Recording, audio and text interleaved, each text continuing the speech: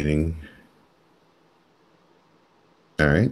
In three, two, one. Hello, and welcome to episode 172 of the WrassleCast.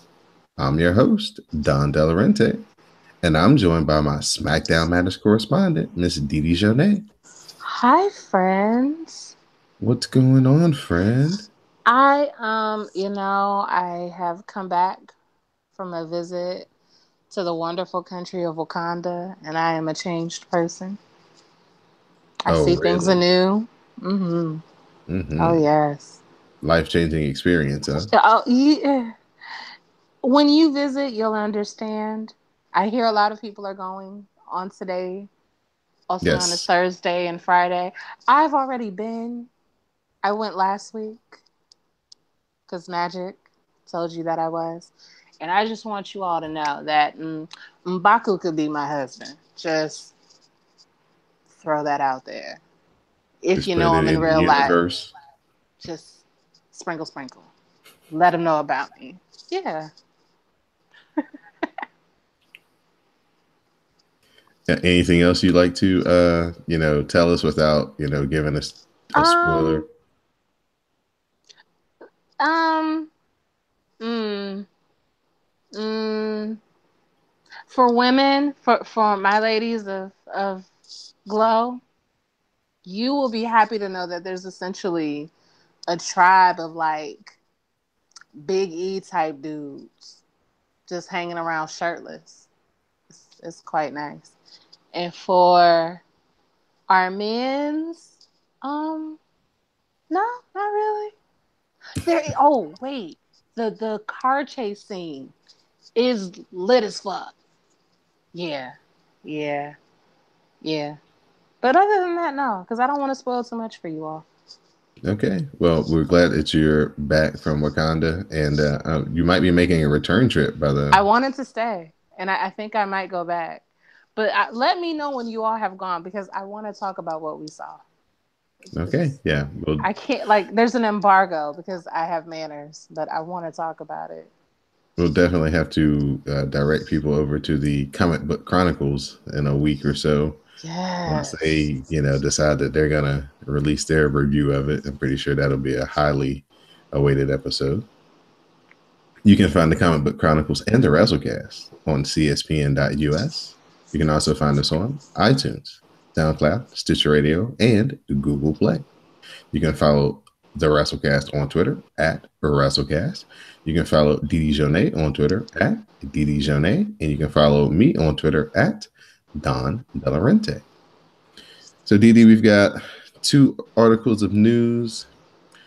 Our girl Tamina, she will be out for several months as she Mm, had to have rotator cuff surgery mm, mm, on her mm. shoulder. So, at least she got to participate in the Women's Royal Rumble. Yeah. But Poor baby. yeah, no more Auntie Tamina for a while. So good luck to her in her recovery. Hopefully everything goes well. And in our second bit of news, Rich Swann and the WWE have mutually decided to part ways. So even though the charges were dropped, as we reported a couple of weeks ago, looks like they could not come to terms or work anything out. And Rich Swann is back on the independence again. So hopefully, he can work hard. And in a couple of years, they'll, have no choice but to bring him back. But for right now, no Rich Swann in WWE. R.I.P. the homie. Yeah, RIP the homie. Mm.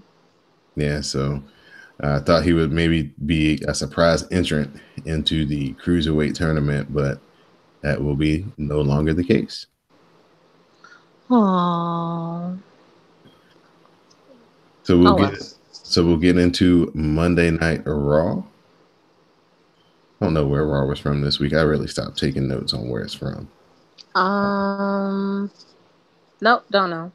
All It right. was in California, right? Yeah, somewhere in Cal. It was in San Jose, actually. Thank you. You jogged my memory. Yeah. You're welcome. All right. John Cena makes his way to the ring to kick off the show, and he talks about the importance of Boo. WrestleMania and making WrestleMania Oh. moments. Boo. He's here to face the truth. In 2 weeks, he has to win the Elimination Chamber because if he doesn't, he isn't sure he'll have a road to WrestleMania. He He has talks to so survive. much. He has to survive the chamber and win to get a shot at an unbeatable champion in Brock Lesnar. He will win the chamber and he will go on to make history at WrestleMania. Mm. The Miz comes down with Axel and Dallas and disputes Cena's claim because this is 2018 and the year of the Miz. Miz claims that Cena is living in a fantasy world because Miz is going to main event WrestleMania and the Miz will beat Brock Lesnar. Cena laughs at Miz and claims someone in the crowd was laughing as well. He says Miz has no real chance against Lesnar, and if it happened, it would be Miz's last match. Miz says he won't make the mistakes Cena made because he's smart and will cross lines others will not, and that's why he beat Roman for the IC title. Boom. Miz reminds Cena that he beat him at WrestleMania. Cena says Miz at times can back up his words and challenges him to a match tonight, and the loser of the match enters the chamber match first. Miz says he's not stupid, and then Axel and Dallas attack John Cena. They lay him out, and Miz accepts right now. Kurt Angle arrives and says this is not how they would start Raw, and he likes the idea of the match, and the match is on, and he tosses Axel and Dallas from the ringside area. Thoughts and concerns besides John Cena's long-windedness? He talks so much. Like, I understand, and he needs a match and blah blah blah, but he just talks so much that maybe it's a choice. Like, he talks so much to engender hate in everybody else so that we root for the other person, but then the other person is usually designated a heel, so I don't know why we would do that, but I hate him. I hate him. All right. Oh, the funny thing Miz said in the promo, he said that John Cena was the original resident or the first resident of Suplex City or something like that. Yeah, that's pretty good. So we get John Cena versus The Miz. John Cena heads up top and The Miz crosses him and he locks on the figure four. Cena counters out into a crossface. The Miz makes it to the ropes. The Miz then hits the Skull Crusher finale, but Cena kicks out at 2. The Miz sets Cena back up on the top rope, but Cena follows him, and Cena hits the Super AA and gets the win. Ugh. Whatever. So The Miz will enter the elimination chamber first on the 25th. That's so sad. Yeah, The Miz had that pout face going on hard going up the ramp. It was unfortunate.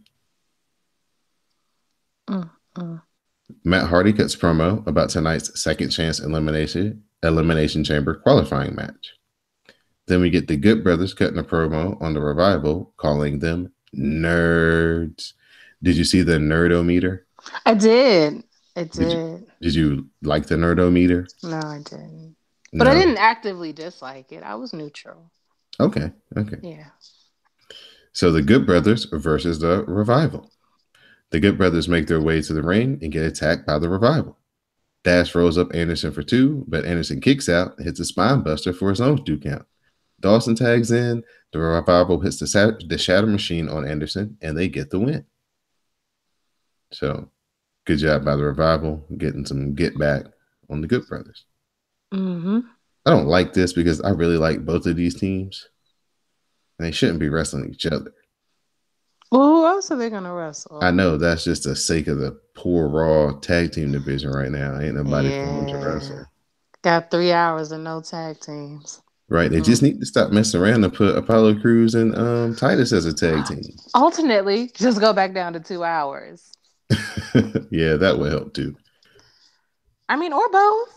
We can do both. Yeah, we can always compromise. You're right. Yeah. Kurt Angle comes out and says that Ronda Rousey will be signing her WWE Raw contract at Elimination Chamber. That's not a thing. Angle is here to give an update on Jason Jordan. Jordan had neck surgery last week and will miss WrestleMania. He can't keep his emotions to himself because he's a father. And he tells the crowd who was chanting yes and trying to get a yes chant going, if you get any joy out of this news, you should be ashamed of yourself. He says Jason Jordan may not be their favorite, but he's a human being and he's also Kurt Angle's son. That's right. Seth Rollins arrives. Rollins says that he's sorry about Jason Jordan and he says he's been hard on him, but he's a good kid. Rollins knows what it feels like to have to miss Mania due to an injury, but that made him realize that Mania moments aren't guaranteed. Right now, he has nothing, but Angle says maybe Rollins can find a new partner. Rollins declines and tells Angle he wanted to be a big piece of Raw, but right now he doesn't want to be a part of Raw. He wants to be Raw. He wants to be the man one more time, and he wants Brock Lesnar and the Universal title. Rollins wants in tonight's second chance four-way. Angle hesitates, but Rollins makes his case, and Angle says it's up to the fans, and of course, the fans agree.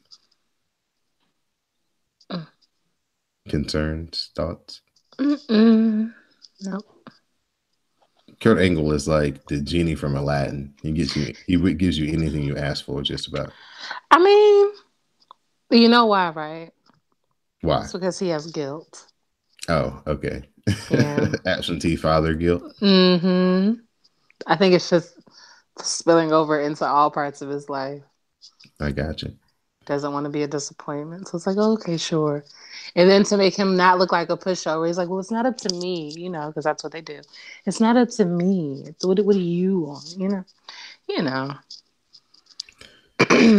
So Bray Wyatt cuts a promo about tonight's Elimination Chamber qualifier match. And then we have Bayley versus Sasha Banks. Banks locks on the Banks statement, and Bayley fights and makes it to the ropes. Bayley sends Banks into the buckles, but Banks catches a charging Bayley with a big boot. They work up to the top, and Banks fights off Bayley. But Bayley goes back up and hits the Bayley to belly off the ropes for the win. After the match, Bayley offers a handshake, and they stare each other down. Just when it looks like something is about to happen, Nia Jax arrives and lays both of them out. Nia then says that this has everything to do with her. She said that Banks and Bayley took Asuka to her limit, and she just took them both out in seconds. And she, Nia Jax, will be the one to end Asuka's streak. This is my second favorite thing on this show. Yeah. Yeah. And let's talk about the curls. I love the ethnic curls. It does something for me. Like, if we're not going to have beat a bitch braids, I need curls. Next best thing, right? Yeah, it's pretty good. Yeah. Yeah. Nia is so confident right now. She in the ring and on the microphone. This was a really good promo. It was like 5 minutes, but it was very impactful. So good showing. And they keep teasing Sasha and Bayley, and it looked like in the match, Sasha was wrestling very heelish. It looked like at the end there, before Nia came in, that Sasha was maybe gonna pie face her or not shake her hand or something, but yet we get to extend it out another week. I mean, it's been extended for about years at this point. I just don't know. This is true, but I like the way they're doing it though. They're not rushing. They rush everything else. That's true. So Seth Rollins and Roman, they are backstage. Roman jokes about Rollins working his magic to get into tonight's match. Roman says that he will eliminate Rollins like he did at the Royal Rumble. Then the Bar arrives and says Rollins will fail once again. The Bar then start joking about Jordan and Ambrose rehabbing together and making sure to talk about how bad a tag team partner Seth Rollins is. It was all fun and games until Roman came and saved Seth, talking about Cesaro what happened to his grill. And then it wasn't so funny no more for the Bar. Because, that thing happened. We get a cool by the numbers video for Asuka. Details all her victories and title defenses and how many women she's beaten and everything. Is a really cool way to have her on the show without her being on the show. And then Renee interviews Apollo Crews and Titus worldwide. Titus takes over the interview and he helps Apollo hype up tonight's match. This was pretty cool. Apollo Crews actually showed a little bit of personality. Crews can't lose. Crews can't lose. I liked it. Alexa Oh, meet the chant. Yeah, the chant was good. Meets with Mickey, and Mickey questions Alexa's motivation and says that As they you aren't should. friends. Alexa claims that she wants to clear the air and make things right for her actions from a few months ago. Alexa claims that she was jealous and kisses Mickey's ass. They face Mandy and Sonya tonight. Mickey says that they can team tonight, but at the chamber, she's coming after the title. Mandy Rose and Sonya Deville versus Alexa Bliss and Mickey James. Alexa Bliss tags in, and she hits the double knees, and then she attacks and covers for two. Mickey James tags back in, but Sonya Deville cuts her off, and she tags in Mandy Rose. Mickey James hits a net breaker and looks for a tag, but Sonya Deville takes Alexa Bliss off the apron, stopping the tag. Mandy Rose attacks Mickey James. She hits the Grand Slam, and Mandy Rose and Sonya Deville get the win. Mm. After the match, Absolution attacks Mickey James, but again, Alexa Bliss makes the save. Anything here you'd like to add? No, they're boring to me. Okay. Yeah.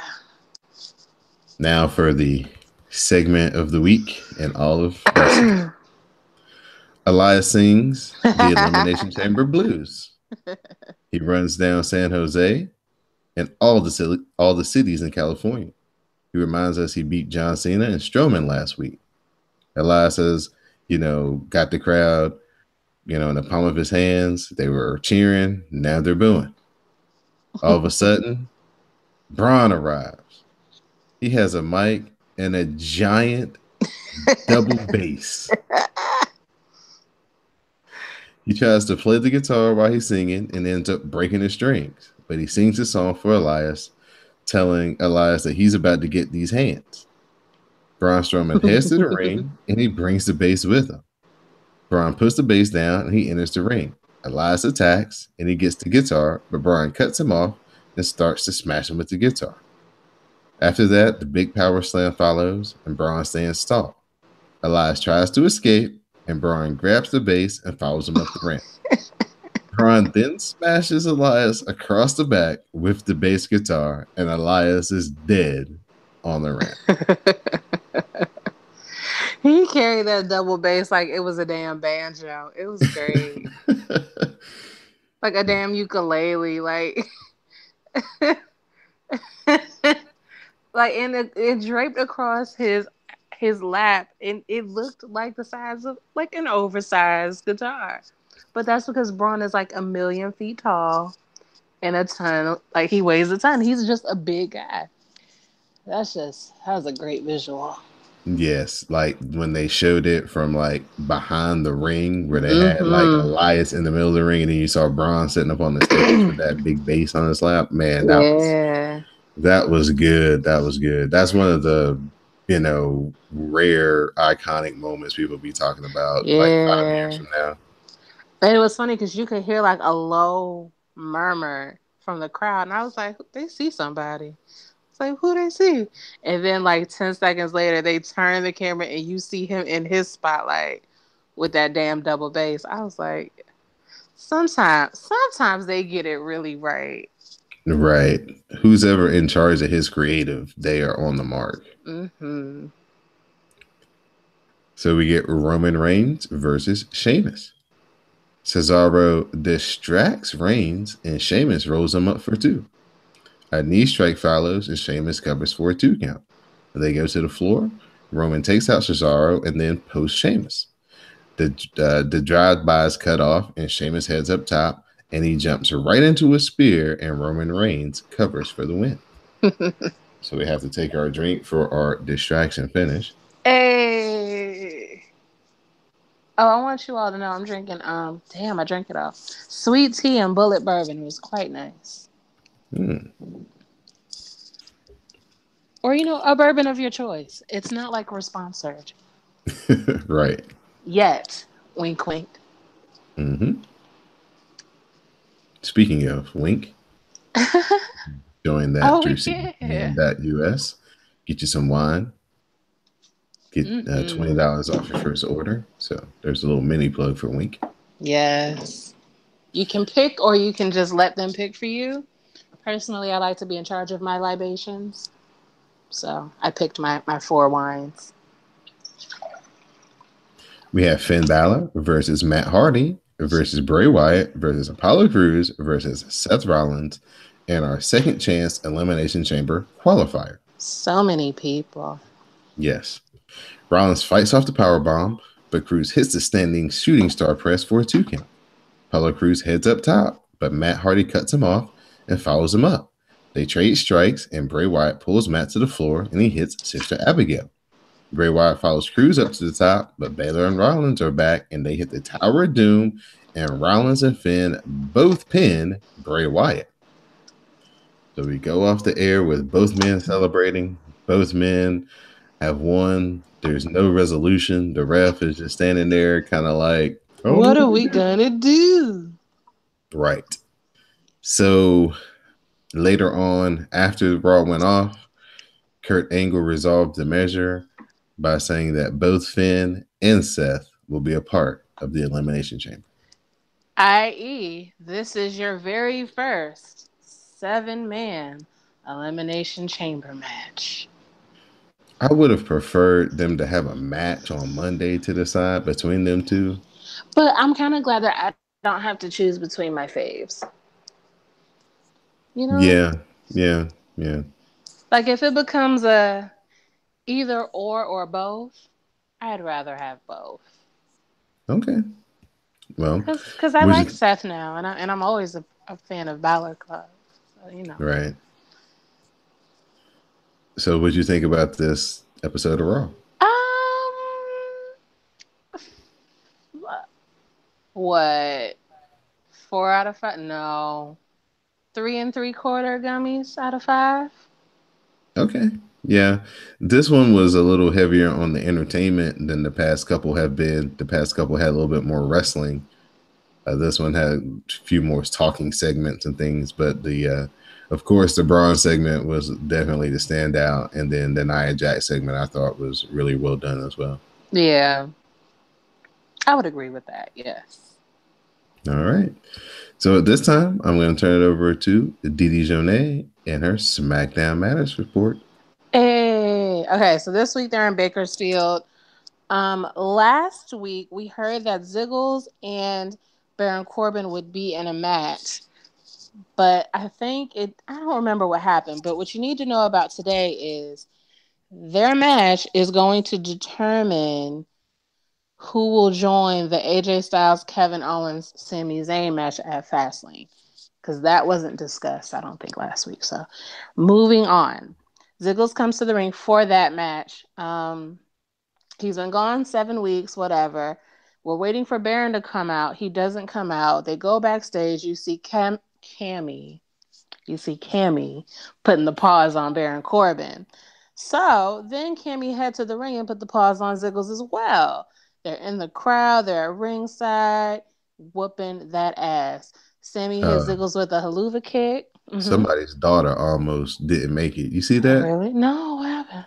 Okay, like Ziggles was coming from one side, and Sammy and Kevin were coming from the other side. Uh-huh. And from the side that Ziggles was coming up, it was this little girl. She's probably about 4 years Oh. old because they Uh-huh. were out in the crowd in the seats. Right. And Ziggles was coming up, and literally at the like last second, he kind of sidestepped her and then like went after Sammy. Oh, she almost got ran over. Yeah. Mm-hmm. Gotta watch your kids. Anyway, you know I'm awful. So Corbin runs down to make the save. He gets beat up. So that's that. Um then they go to commercial. They come back. It's Charlotte versus Sarah Logan because I guess at some point she has essentially said Charlotte that she's gonna whoop the whole Riot Squad's ass one by one because she does that. So of course Sarah Logan comes down with Ruby and Liv. Becky come out, and so does Naomi. They each come out to their music, so you get your good Naomi moment. She's got a multicolored wig this time over her regular wig, so it's bright. It's nice. They're essentially the Powerpuff Girls. We've discussed it. We love it. To the match, Flair's in control. Liv tackles her to the ground. Charlotte misses a boot, and Logan gets a near fall. She sends Logan headfirst into the turnbuckle and hits a natural selection for the win. That's very short. Sarah was in control for most of the match, but she's still a loser. Uh, Next is Ruby Wyatt. So she's working her way through the girls. In the back, Shane's mad at Daniel. Nobody is surprised. He announces Kevin versus Baron and Dolph versus Sammy for later tonight. If Corbin and Ziggles are victorious, they're going to be added to the Fast Lane main event. He tells Daniel that if either of his boys, he's talking about Cammy, get involved in the other one's match, then they're automatically out of the main event altogether. Right? Right. Mm-hmm. So, first up is Baron versus Kevin. Owens gains control. He sends Corbin shoulder first into the ring post. He makes a comeback hitting a deep six. Owens sets up for the pop-up powerbomb, but he counters into the end of days for the win. Therefore, Fastlane main event is now a fatal four-way, including Corbin. Bobby Roode comes out to the ring because he's glorious and announces that the U.S. Championship Open Challenge will continue.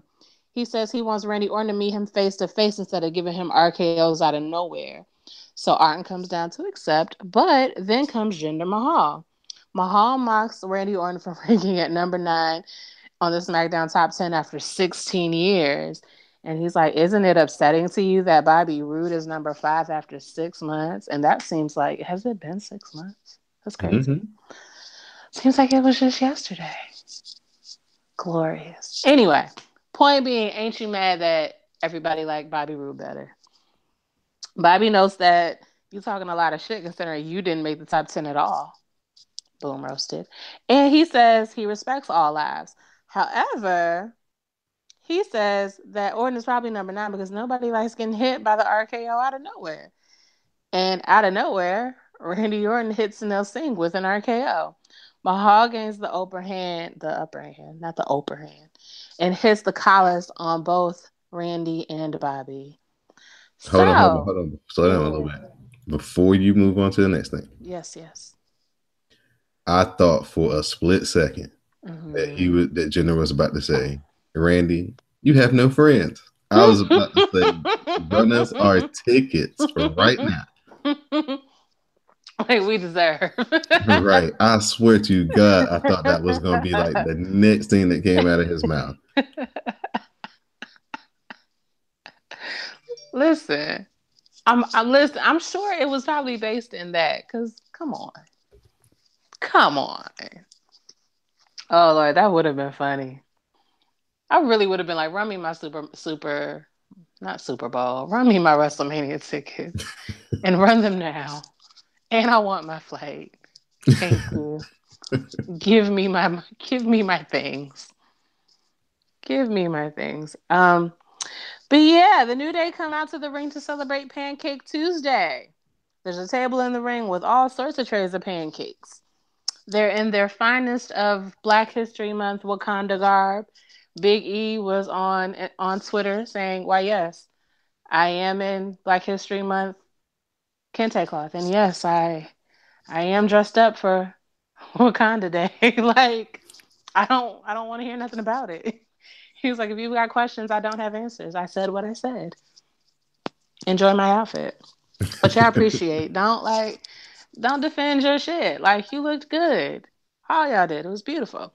So Xavier announces that Big E is going to eat 113 pancakes in less than 8 minutes to break the world record. Do you know how hard it is to eat 113 pancakes?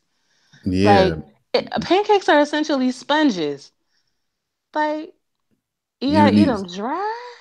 That's you would need some crazy. type of syrup or something. He like to eat them in bulk. Would need like hot water or something. Like, you gotta get that's just a lot of bread. Mm. But anyway, Chad Gable and Shelty interrupt the pancake eating contest because it's disgusting to Gable, and it was really nasty with like the big handfuls of like pancake in Big E's mouth. Not I don't know. It was gross. Funny, but ew.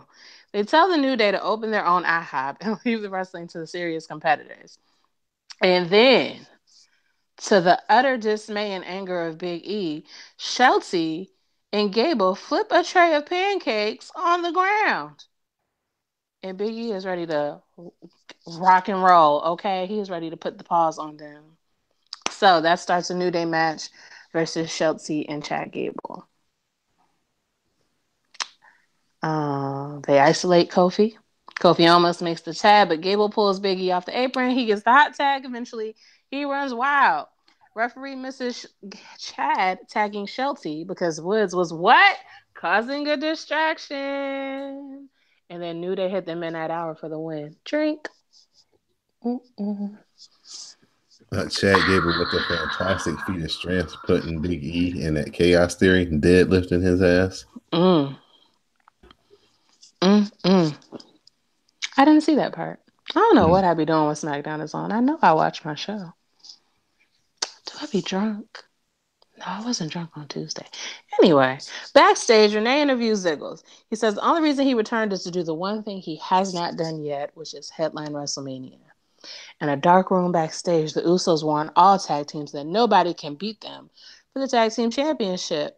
And they're doing their whole lockdown Uso penitentiary. It's very atmospheric. We love it.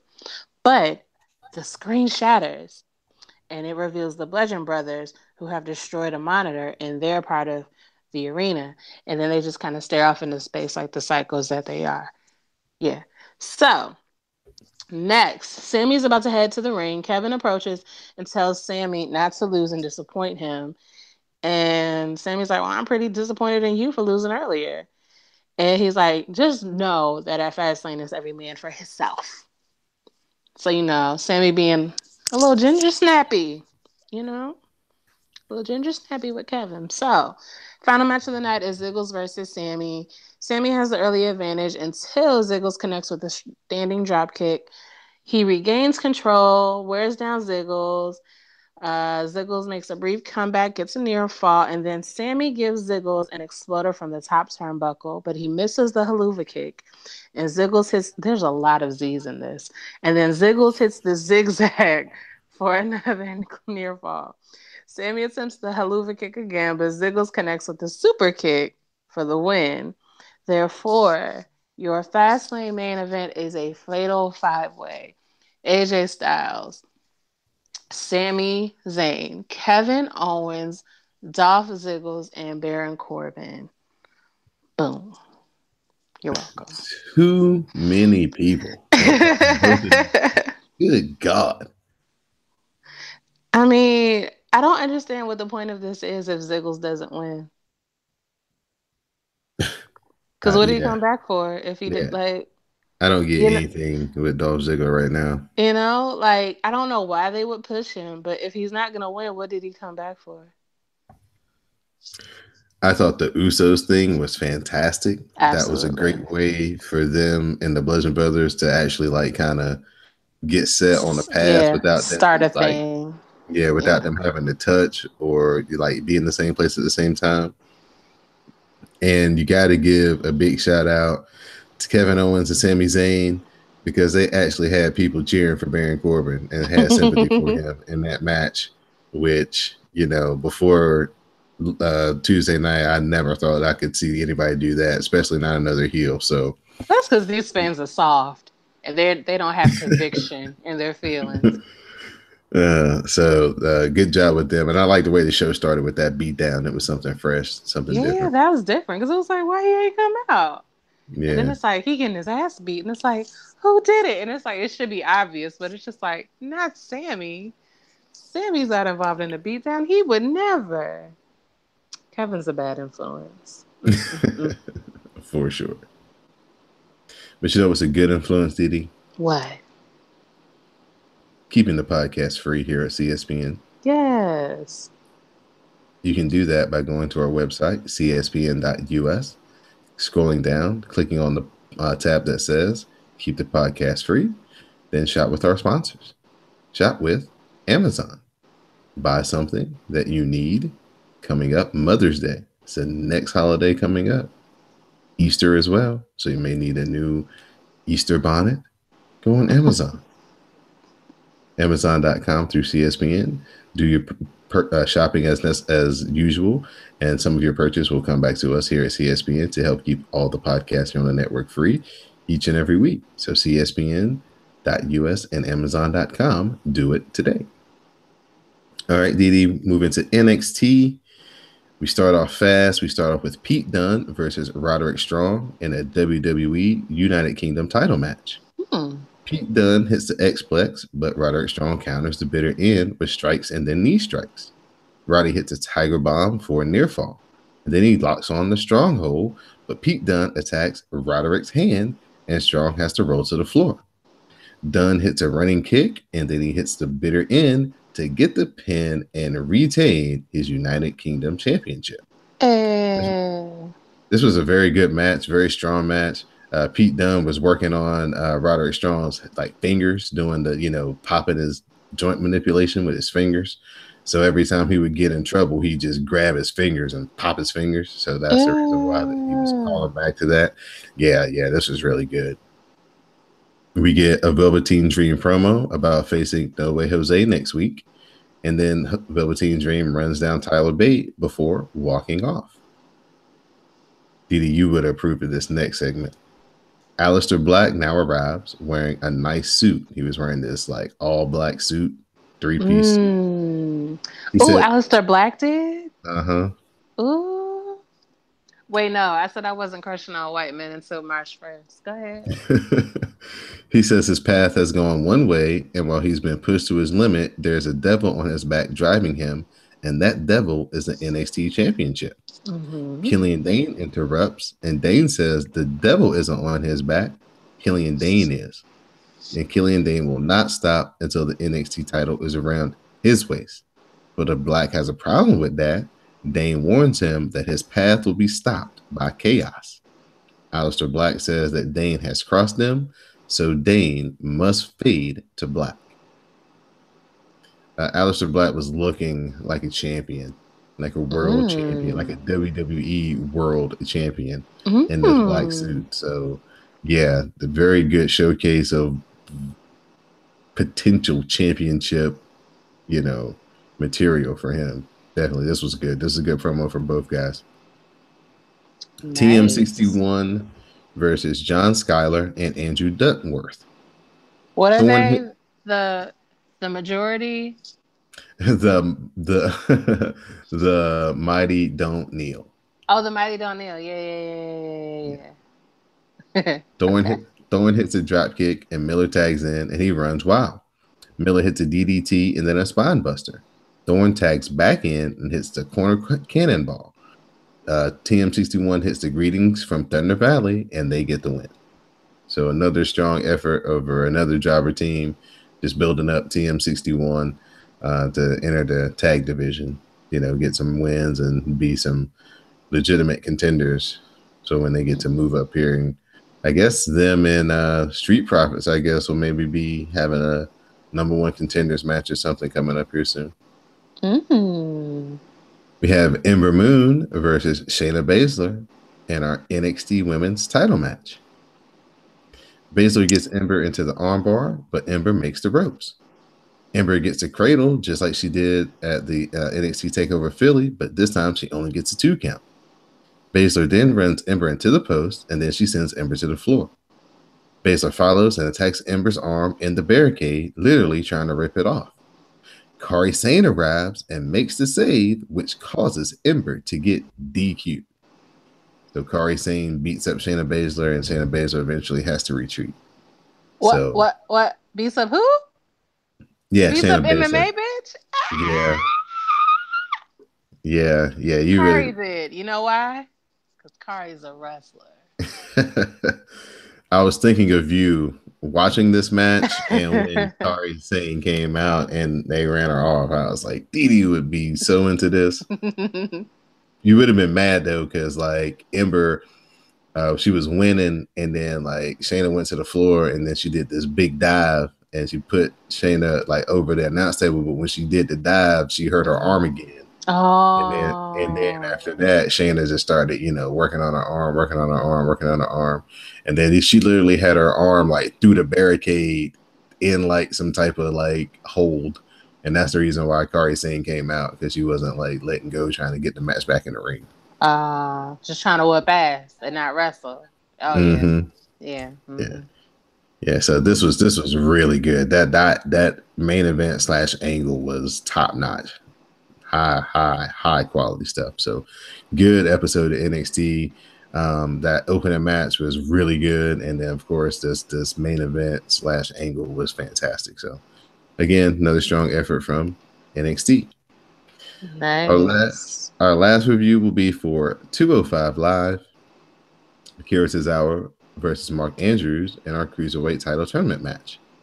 Dasha interviews Andrews before the match, and he's excited about his chance tonight, and he looks forward to the opportunity to make it to WrestleMania.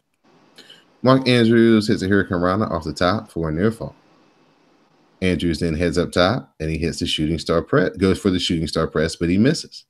He rolls through as Akira Tozawa looks for a roll up. Andrews counters, and he gets his own roll up, and he scores the pin. So Mark Andrews will advance in the tournament. Nice. Jack Gallagher versus Mustafa Ali is set for next week. Drake Maverick appears and tells Gallagher he better have proper ring gear next week and to sort himself out. There's something so shady about telling somebody sort yourself out.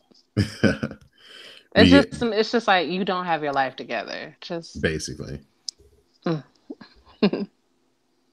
Buddy Murphy versus Arya Davari is also set for next week. And then we get this video of Buddy Murphy trying to make weight, like a training montage of him trying to make it underneath the 205-pound limit. So he weighs like 204.5 pounds. So he's just underneath the limit. So he qualifies for the Cruiserweight tournament. So that was a pretty cool little video. Then next up, we get Drew Gulak versus Tony Nese in another Cruiserweight title tournament match. Gulak slams Nese's head into the announce table from the apron. Gulak then slams Nese's head into the announce table again and again. The ref tries to break it up, and then Gulak finally rolls Nese back into the ring. Gulak then turns Nese inside out with a lariat. Gulak follows up with 2 power bombs. Gulak then locks in the Dragon Sleeper, and Nese is out, and the ref has to stop the match, and Drew Gulak advances in the Cruiserweight tournament. Yay! Fortunately, for those of us who have fallen in love with the funny Drew Gulak, he's basically got rid of all of that. He's like straight serious, like the Indies Drew Gulak, where he's like looking for submissions and being real vicious. So yeah, we won't get the Captain Underpants Drew Gulak anymore. Oh, that was so fun. Yeah, it was fun. Triple H is basically doing a 180 on everybody. Like, basically Gallagher has for his, heel persona, he started, wrestling in the suit. So, now the dude came in and told him he can't wrestle in the suit. They got to have proper ring attire now. So they're just changing everything up. Wow. So far, these are the people who have advanced in the 205 Live Cruiserweight tournament. We have TJP, Cedric Alexander, Kalisto, Roderick Strong, Mark Andrews, and Drew Gulak. And next week we'll have Buddy Murphy versus Arya Davari. And I forgot what the other match was. I did not type it. Jack Gallagher and Mustafa Ali as well. So we'll have 2 more matches. Like the mixed match challenge has done wonders for 205 Live. It streamlines it. It makes it shorter. And it's highly enjoyable now, because they don't have a lot of time to mess around with. They gotta get it straight to the point. Right. The only thing that sucks though is the crowd. The crowd is burnt out because it's the 3rd hour or whatever. If they could shoot this show before SmackDown, it would have a whole different feel to it. But they're not. It'll probably be empty if they did, huh? It'll be about the same as it is now. Yeah. I mean, you see people literally like these dudes killing each other, having like fantastic matches, like Hideo Itami and Roderick Strong a couple of weeks ago. They had a great match, and you literally see people like in the front row, like looking at their phone. Aww. Yeah, it stinks, man. That's why they should really think about just screw the live part of it and just shoot it before, Yeah. so the guys can get the proper cheers and things that they deserve. But the Hmm. wrestling part of it and the presentation part is definitely stepping up. You can tell that Triple H is in charge right now. It definitely Oh. feels different. Did you watch those TNA people this week? I watched the last hour, yes. When I turned, there was a match between Brodus Clay, that's not his name over there, but we know who that is, and EC3, who I thought was gone. So that was weird. And um Johnny Mundo or Johnny Impact and somebody who I don't remember. But yeah. And then who won? It was EC3 and them. EC3 and Titus won. Yeah, that's who won. And then I don't know if I'm missing a match. And then Austin Aries had to defend his title with the guy he won it from, who was a guy. I meant to remember his name, but I've been drinking Bobby bourbon. Lashley, right? No, it's a white guy. Oh, Mm-mm. Um, don't get me that line because I don't know nothing about TNA besides Bobby Lashley. nah. Oh, look, Eli Drake. That's his name. Oh, okay. Yeah, it was Eli Drake. Um,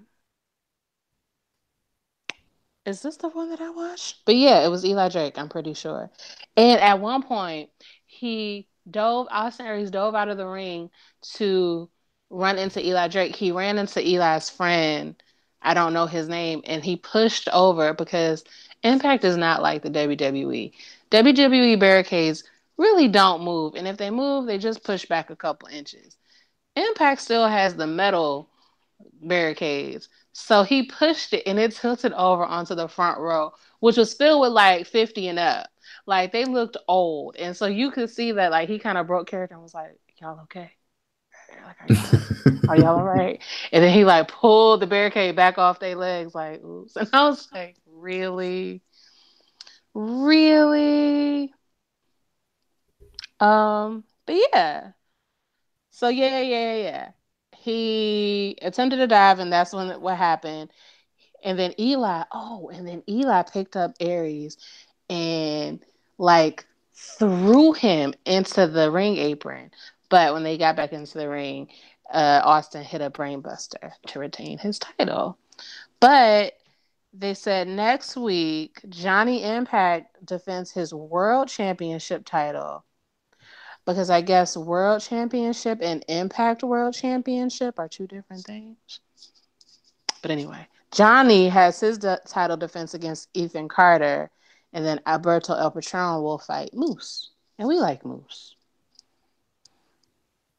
Okay, so Yeah. that's the new Impact. A little bit of a Impact report from Miss Didi Jonay. Oh wait, I can give you more. I didn't see it, but X Division champion Taiji Ishimori defeated El Hijo de Fantasma to retain his title. And then Brian Cage, the one with the big old muscles, defeated John Cruz. And then AKA Melissa Santos' baby daddy. She had a baby a couple weeks ago. oh, yay, have a baby, work. And then EC3 and Brodus Clay, it was Johnny Impact and Matt Sydal. But I was right, Ethan Carter won. And then before I turned, because I remember I watched Drag Race. So during the 8 o'clock hour, Rosemary defeated a girl named Hania, I don't know. And then Bobby Lashley is still wrestling. He defeated Sammy Callahan by DQ. So that's what happened. Okay, like you said, Impact, their new reincarnation. They're Oh, trying to and they said get they were people in back to Florida. watching. Yeah, I think this was the beginning of the new taping, so they still may have a couple of their older tapes still in, and Mm, they're kind of about to cycle through to the Canadian stuff. okay, because I like Canada. At this time, I'll open it up to you for your shout outs and thank yous. Shout out to Wakanda. It's a beautiful place. I hope you all visit multiple times. Shout out to the National Museum of African American History and Culture. Got a lot of letters in that museum, but they're the ones who had the pre-screening, which is why I was able to visit Wakanda before So Thursday, you like got to everybody watch else. Black Panther in the literally the In blackest the place Black in America. Museum, yeah, in the Black Museum, in the That's pretty cool. In the Oprah Winfrey Theater. Yeah, I did. It was amazing. Yeah, that's pretty cool. It was great. And what made it so funny was I was three seats down from white people, and I was like, I don't want to sit next to them. It's just like I looking don't want around to. like looking around like who let them in here? Yeah, and then they were early, and then they were, of course, they weren't dressed up. So it's just like, but no, I saw a picture of this white guy dressed like Akeem the Dream. Yeah, I did too.